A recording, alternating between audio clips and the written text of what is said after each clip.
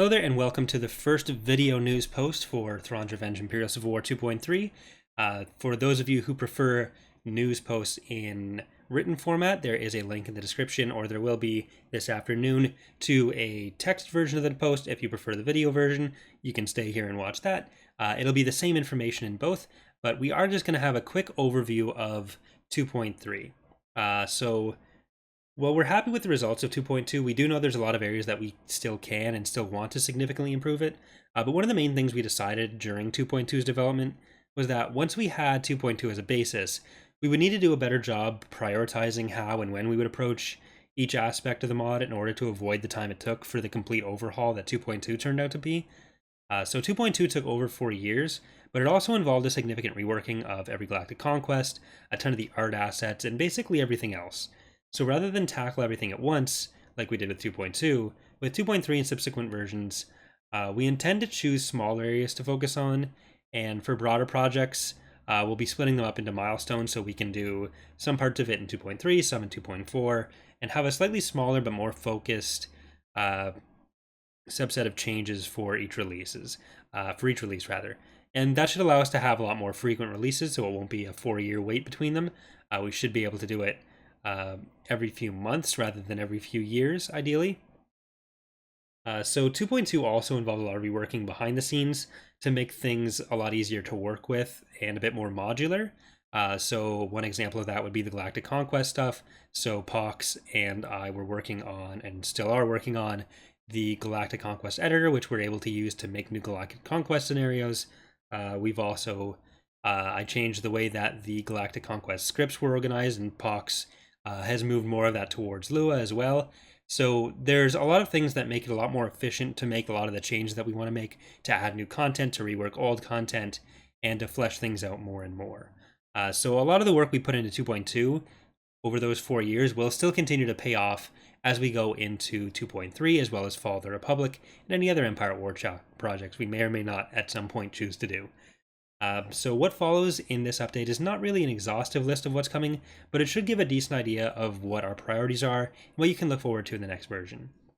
So the first thing we're going to talk about here are the changes to factions. With 2.3 and any versions after that, rather than trying to do all the major changes across all the major factions at once, we've instead chosen to focus on individual factions to receive most of the new units or redone units. Sometimes this will mean adding a new playable faction. With 2.3, we are going to be adding the Corporate Sector Authority as a new playable faction, which is the 9th playable faction in the mod. And then we're also going to be focusing on adding new units for the Arido Authority. This doesn't mean that we won't be making any changes or doing any sort of like art upgrades to existing factions, but it does mean that we are going to focus most of the resources, probably 90%, on the CSA and Arido for this version, as far as new and redone units. We'll also choose one faction each release for whom we plan to flesh out a lot more of the story missions and events across all of their Galactic Conquests, which for 2.3 we're going to be starting with some work on the New Republic, who will probably receive a lot of work throughout all of them. But we're also going to choose one Galactic Conquest per release, where we're going to try to get in all the story missions that we can for that Galactic Conquest across every faction within it. So while the New Republic's going to be getting new story missions everywhere, the Back to War and Thrawn campaign Galactic Conquests will each individually be receiving a lot of focus to add a few more story missions, a few more story events, and that kind of thing. So again, this doesn't mean that no other Galactic Conquests will be worked on, just that most of the resources will be going into fleshing out those factions. So on top of those individual factional changes, changes to units and all that, we are going to be working on some other more general parts of the mod as well. And a lot of these models you can see on the screen, when we do get to doing New Republic upgrades, will be receiving a lot of attention as well. But so the next thing we'll talk about here are some of the changes we plan to make to the AI in 2.3. So a lot of the major changes to the AI only started a few months ago. Around March, when Evil Bob the Bob joined the team, Pox and I had made some tactical AI changes in particular before Bob had joined, but he's brought the AI on the galactic level a lot farther, or really far in the last few months as well. So a lot of those changes focused on planning AI production, fleet compositions, all that kind of stuff. And we'll continue to make changes in that area. We'd like to do some other stuff with tactical AI in both land and space. But one of the main things that we'd like to change with 2.3 is focus a bit more on some of the force composition things. So a key component of this will be assigning different category tags for different ships, which will allow us to control a little bit better which ships the AI is going to use for its fleet. So having more diverse fleets. For example, if you look at like Imperial Star Destroyers, Allegiances, Praetors, those are all everything within that range, like Secutors, Tectors. That's all classified as a capital ship. So to the AI, a lot of those ships would seem like they're doing the same thing, so they'd probably pick one type, maybe two types that would show up in a fleet, and then they'd say that category's covered. But with additional tags, like adding a carrier tag, super capital tag, which super capital did sort of exist before, but there were some other caveats with that. But interdictor tags were added in the last release. Carrier tags were added. I'm not sure to what extent we've put them in, but continuing to do stuff like that. So we can say you need a wide variety of ships in your fleets for the AI. One particular change that we want to do is, like I was alluding to with those capital ships, have it so that we have a dedicated battle carrier or battle cruiser class. So stuff like Praetors and ISDs aren't really considered in the same category.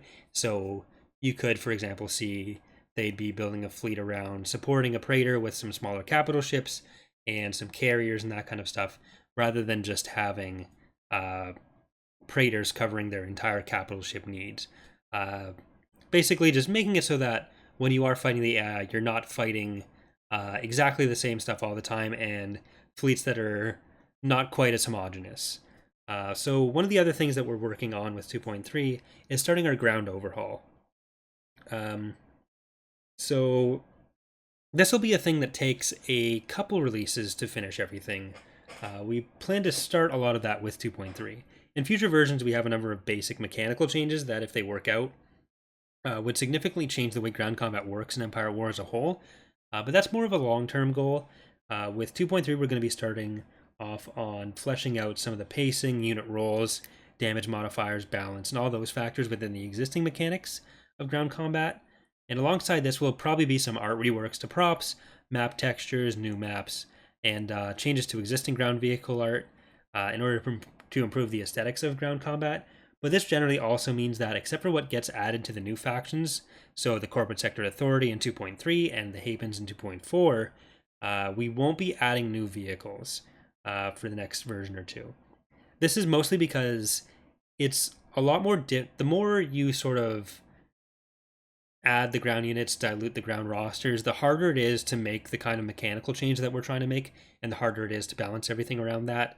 Because instead of making changes in one place, you're making changes in like 73 places. Or I guess it wouldn't be one place because there wouldn't be more than one unit anyways, but you get what I mean there.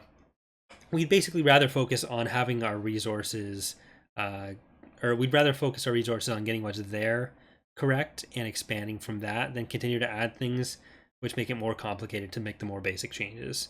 And then after that, we'll start adding more and more units like we usually do. Not more and more, just more. But anyways, that about covers what we're going to be doing for 2.3. So again, this is not an exhaustive overview. We're going to have more specific updates covering individual parts of that and some other stuff that I didn't quite talk about here as we progress through. And of course, on this channel, I'm going to be doing, much like with 2.2, the preview playthroughs throughout development. So our first one rather, will be the Raido Authority, which should be starting probably by the end of this week.